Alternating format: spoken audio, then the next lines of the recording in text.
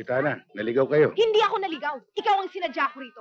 Para linawin ang mga pambabastos na ginawa mo sa akin. Ha? Anong pambabastos ang ginawa ko Bakit mo ipinagkakalat na nagkakandara pa ako ng pag-ibig sa'yo? Bakit? Sino ka? Ano ka? Akala mo siguro napakaganda mo lalaki para maloko ako sa'yo. Hoy, no way. Hindi ako yung tipong babaeng mababaliw sa'yo. Kapitana, nakatingin sa atin yung mga tao. Huwag tayo mag-skandalo rito. Anong skandalo? Wala akong pakialam. Akala ko ba we have a democracy? I can say whatever I want, wherever I please, kahit saan. May reklamo? Akala mo siguro hindi makakarating sa akin, ano? Ganyan kayong mga lalaki. Pag nako-corner, para kayong mga hamong tupa, bumabaligtad. At ito, tandaan mo, kahit ikaw pinakamayamang lalaki, pinakagwapong lalaki at saksakan ng romantikong tao, wala ka pa rin pag-asa sa akin dahil hindi kita type.